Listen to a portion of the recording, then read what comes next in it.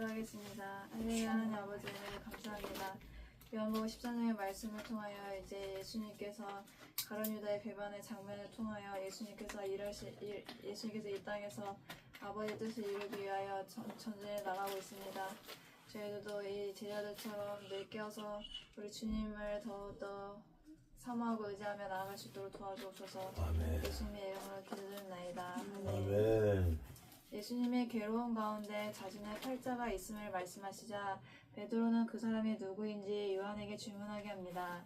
이에 예수님은 자신이 떡 조각을 적셔주는 자가 바로 그 사람이라고 하시며 유다에게 떡 한 조각을 주십니다. 또한 그에게 하라는 일을 속히 하라고 말씀하셨습니다. 그러나 제자들은 누구도 이를 눈치채지 못했습니다. 한편 가룟 유다는 예수님의 경고에 가까운 말씀에도 회개하지 않고 자신의 길을 간다는 것입니다. 주여. 첫 번째, 너희 중에 하나가 나를 팔리라. 아멘. 예수님은 괴로워하시면서 제자들에게 유다의 배반을 말씀하셨습니다. 13장에서만 세 번째 언급하신 것이고 그 이전에도 언급하셨습니다. 결과적으로 하나님의 아들이신 예수님은 처음부터 유다가 배반할 것을 알고 계셨다는 이야기입니다. 그럼에도 예수님은 유다를 계속 곁에 두셨습니다. 쫓아내지 않으셨습니다.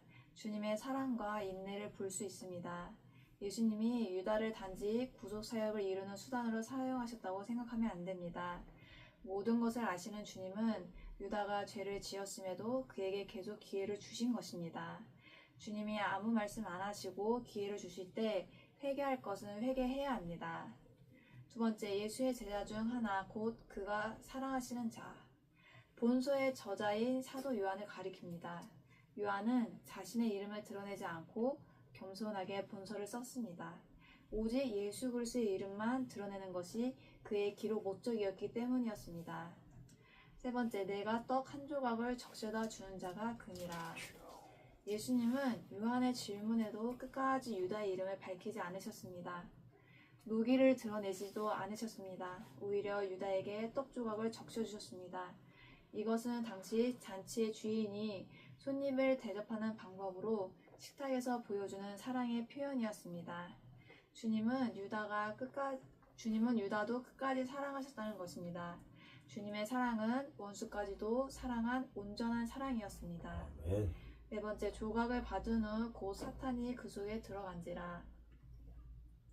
유다는 주님이 주시는 사랑의 떡을 받아들었음에도 사탄의 지배를 받고 있었습니다. 주님의 일을 한다고 하는 사람도 얼마든지 사탄의 놀이개로 전락할 수 있다는 경고의 말씀입니다.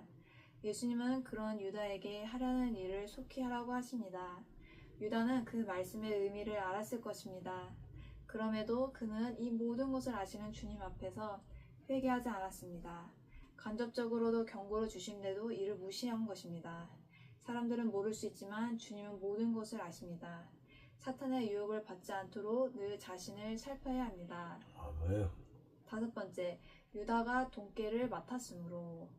보통 어떤 그룹이든 돈은 가장 신뢰가 가는 사람에게 맡기는 법입니다.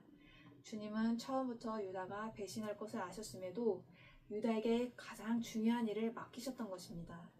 물론 이는 고양이에게 생선을 맡긴 격으로 유다는 그 돈을 마음대로 훔쳐 썼습니다.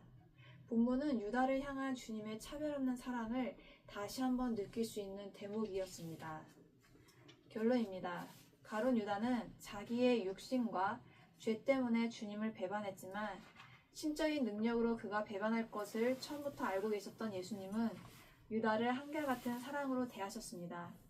이는 여러 증거들을 통해 알 수 있습니다.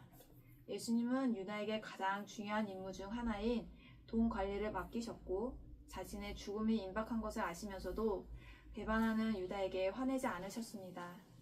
오히려 당시 식탁에서 표현하는 사랑의 관습에 따라 떡 조각을 적셔주시며 끝까지 그에게 기회를 주셨습니다. 주님은 원수까지도 사랑하시는 모본을 친히 우리에게 보여주셨습니다. 우리는 확실한 증거도 없이 단순한 느낌만으로 어떤 사람을 경계하거나 싫어합니다. 그러나 주님은 확실히 아시면서도 유다를 끝까지 사랑으로 대하셨습니다. 이렇게 주님은 성도로서 우리가 다른 사람에게 가져야 할 올바른 태도를 가르쳐 주십니다. 그러므로 우리를 배신하고 아픔을 준 사람이라도 품을 수 있는 사랑을 달라고 기도해야 합니다. 예수님을 판 사람은 주님의 가장 가까운 제자였습니다. 그것도 중요한 직무인 돈 관리를 맡은 사람이었습니다. 주님을 팔아먹고 욕되게 하는 일이 기독교와 거리가 먼 사람들에 의해서만 이루어지는 것은 아닙니다. 오히려 주님을 안다고 말하는 사람들이 주님을 더욱 욕되게 하며 배반할 수 있습니다. 그리고 가까운 사람의 배신은 충격이 더 큰 법입니다. 교회 밖의 핍박보다 더 무서운 것은 교회 안의 불패입니다. 그러므로 우리의 신앙이 깊어지고 남들이 우리에게 주님을 위해 큰 일을 한다고 말할수록 이전보다 더 자기 자신을 살피고 조심해야 합니다. 오직 주님의 이름을 드러내는 것만 목표로 했던 요한처럼 살아야 합니다. 기도하겠습니다. 하나님 감사합니다. 가룟 유다가 배신을 했지만 예수님은 처음부터 끝까지 사랑으로만 대한 모습을 보시면서 예수님께서 원수를 어떻게 사랑해야 되는지 가르쳐 주심을 감사드립니다. 주님, 저희들에게도 이렇게 연약한 모습, 이렇게 배반하는 모습이 있을 때 더욱더 빨리 회개할 수 있도록 기회를 주시고 또한 다른 사람들을 온전히 사랑할 수 있도록 은혜를 주시옵소서. 모든 것을 감사드리며 거룩하시고 존귀하신 예수님의 이름으로 기도드립나이다. 아멘.